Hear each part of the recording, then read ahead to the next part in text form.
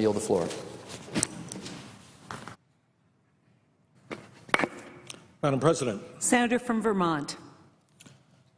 Madam President, it seems to me that the American people, in this particular moment in our history, must make a very fundamental decision.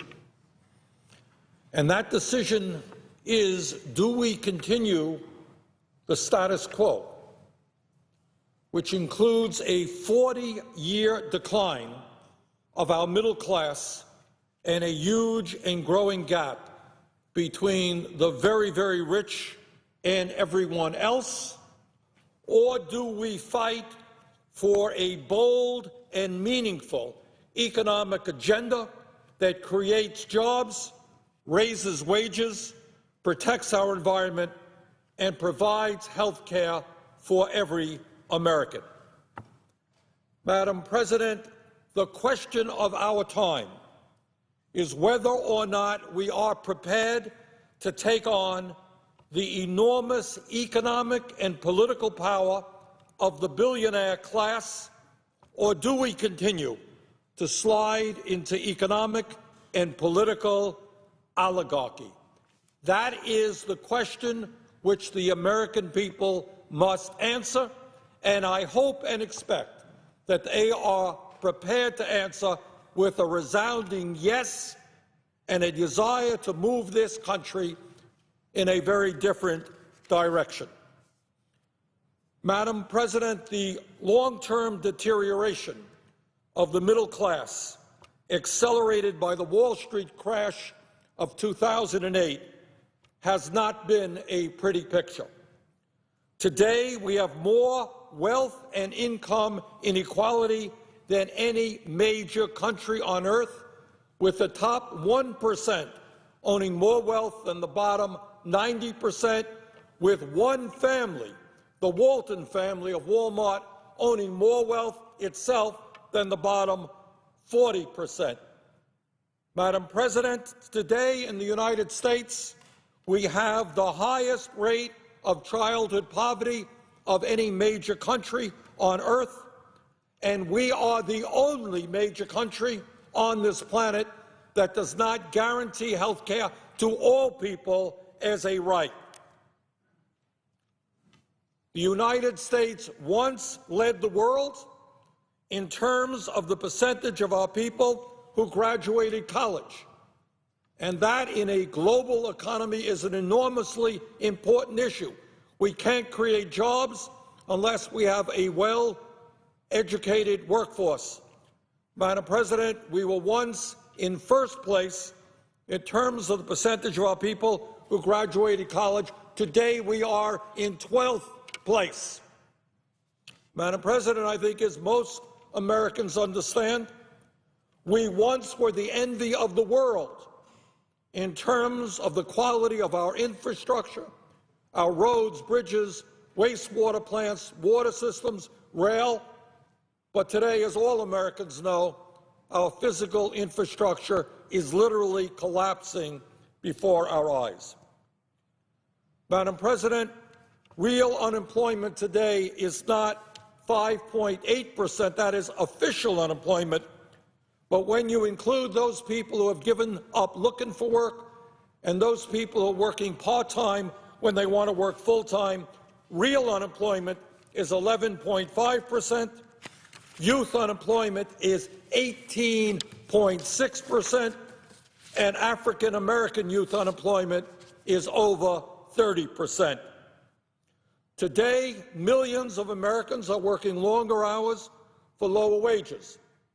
Madam President, when we try to understand why the American people are angry, it's important to understand that in inflation adjusted for dollars, the median male worker, that male worker right in the middle of the economy, earned $783 less last year than he made 41 years ago. $783 less than he made 41 years ago, despite all of the increases in productivity. Madam President, the median woman worker made $1,300 less last year than she earned in 2007. Since 1999, median middle-class family has seen its income go down by almost $5,000 after adjusting for inflation, now earning less than it did 25 years ago. Why are the American people angry?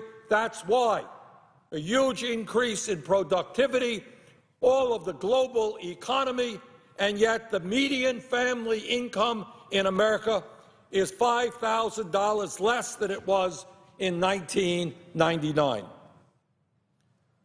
Madam President, it seems clear to me that the American people must demand that Congress and the White House start protecting the interests of working families and not just wealthy campaign contributors.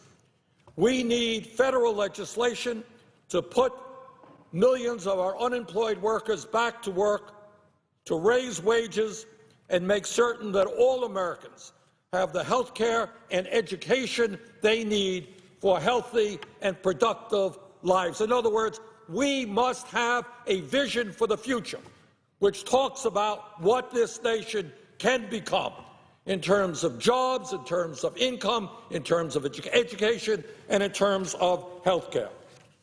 Madam President, let me just very briefly describe some of the major initiatives that I intend to fight for in the new Congress. And there are 12 major initiatives which, if enacted, will transform the middle class of this country.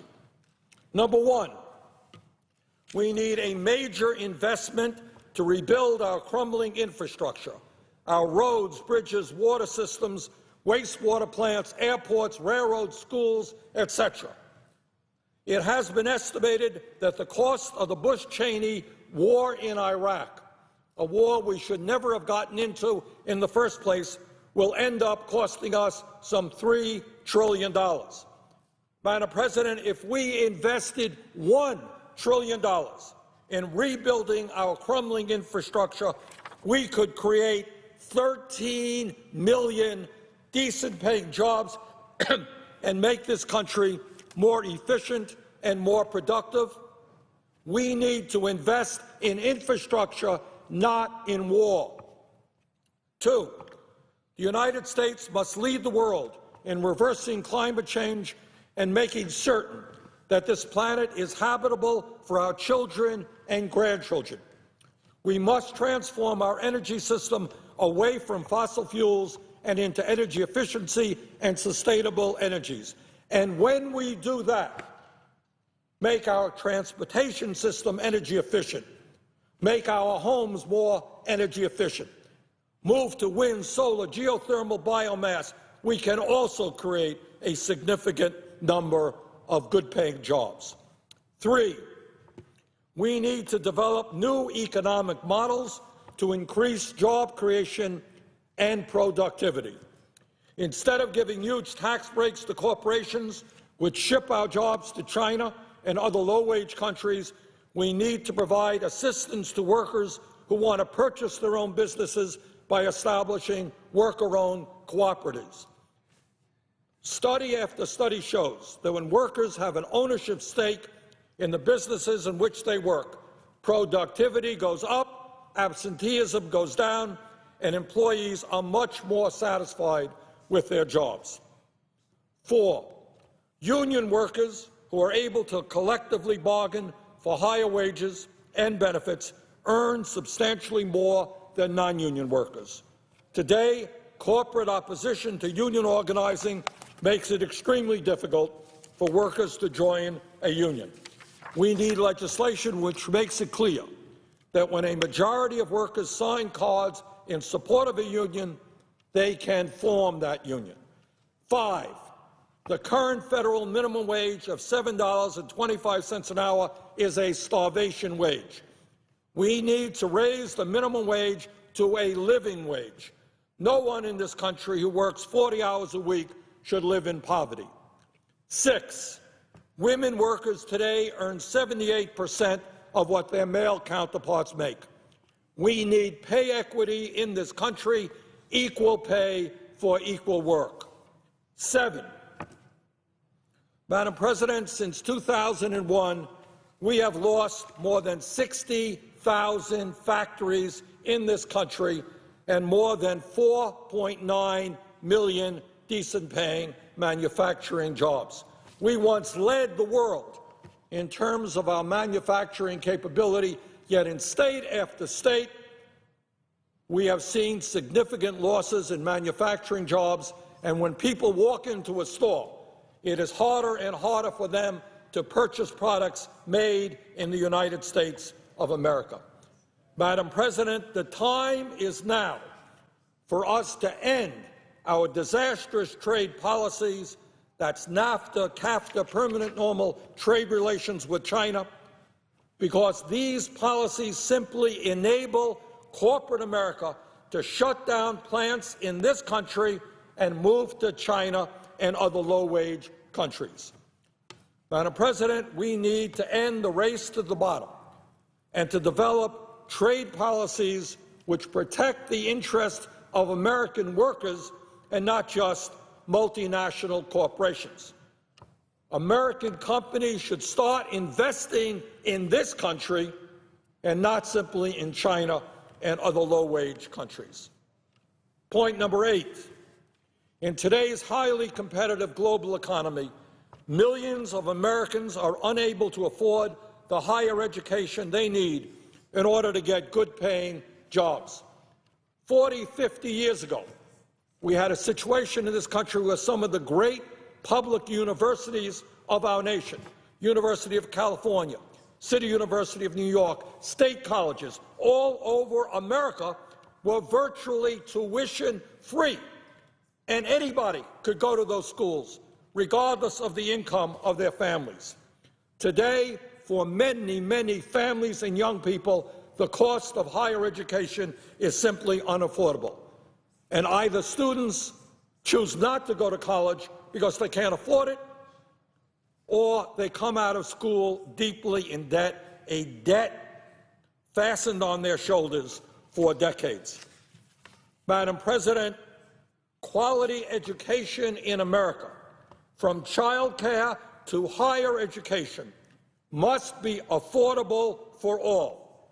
Without a high-quality and affordable educational system, we will be unable to compete globally in the international economy, and our standard of living will continue to decline. We have got to invest in education.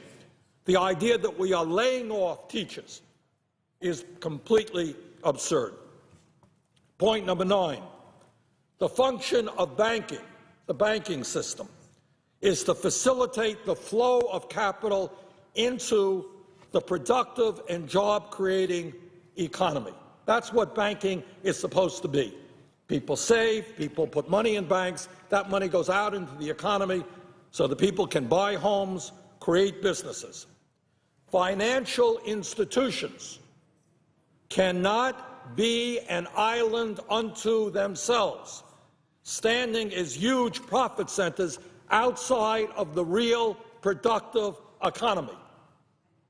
In other words, banking must be a means to an end, improving society, creating jobs, providing people with decent housing, not simply a means by which financial institutions make more and more profit.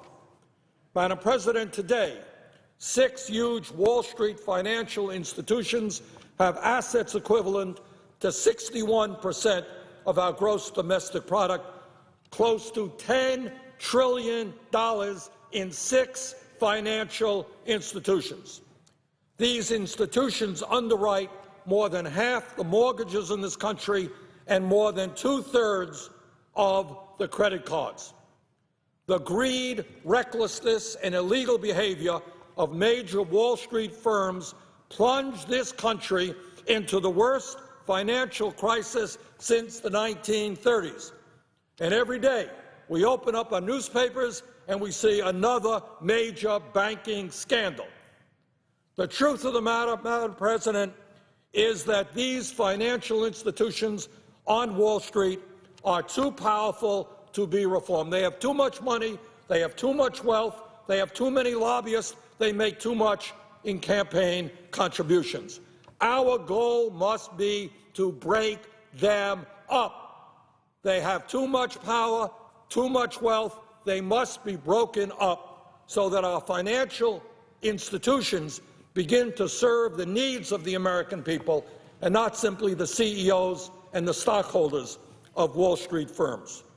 Number 10, the United States must join the rest of the industrialized world and recognize that health care is a right of all and not a privilege. I think many Americans don't know that we are the only major country on earth that does not guarantee health care to all people as a right. And yet, within this dysfunctional health care system, we today have 40 million people who have no health insurance. We have more people who are underinsured. We have millions of people with high premiums, high deductibles. And at the end of all of that, we end up spending almost twice as much per capita on health care as do the people of any other major country on earth. Madam President, the time is now for us to declare that health care is a right of all people, not a privilege. We need to pass a Medicare for all single-payer system. Point number 11. Madam President, millions of senior citizens in this country live in poverty, and we have the highest rate of childhood poverty of any major country on earth. I hear a lot of discussion on the part of my Republican colleagues and some Democrats that we should be cutting Social Security. Well, I strongly disagree. In my view, we must strengthen and expand Social Security, not cut it. And that is terribly important, especially at a time when more and more seniors are slipping into poverty, and we have millions of seniors who are trying to survive on $12,000, $13,000, $14,000 a year, making decisions every single day about whether they buy the medicine they need, whether they heat their homes adequately, or they buy the food that they need. We should not be cutting these programs. We should be expanding these programs. The 12th and last point that I would make, as part of an agenda that rebuilds America and rebuilds our middle class, is that at a time of massive wealth and income inequality, we need a progressive tax system in this country which is based on ability to pay. It is not acceptable that every single year we have major profitable corporations who pay nothing in federal income taxes. And it is not acceptable that we have corporate CEOs in this country who make millions of dollars every year, who enjoy an effective tax rate which is lower than their secretaries. That is grotesquely unfair, and it must be changed. Further, we have got to address the disgrace that every single year our country loses over $100 billion in revenue because corporations and the wealthy stash their money in offshore tax havens all over the world. The time is long overdue for real tax reform, which says to the wealthy, which says to large profitable corporations that they have got to begin paying their fair share of taxes. So let me conclude, Madam President, by getting back to the point that I made in the beginning of my remarks, and that is that we are in a pivotal moment in American history. The very, very rich are becoming richer, the middle class is disappearing, and today we have more people living in poverty than in almost any time in American history. And with the wealth of the billionaire class, they are exercising their power politically because Citizens United, a disastrous Supreme Court decision, has given them the power to buy elections and control, to a significant degree, our political process. And we as a nation have ultimately got to make a decision about whether or not we are going to continue that process where the middle class continues to decline and the very, very richest people become richer, or whether we are prepared, and this is not easy stuff, to stand together to take on the billionaire class and their greed and to say enough is enough. This country does not just belong to the top 1% or the top 1/10 of 1%, but it belongs to all of us. And I hope very much that the American people make the right choice, because if they do, we can bring about a transformation of this country so the government begins to work for all of the people and not just the billionaires.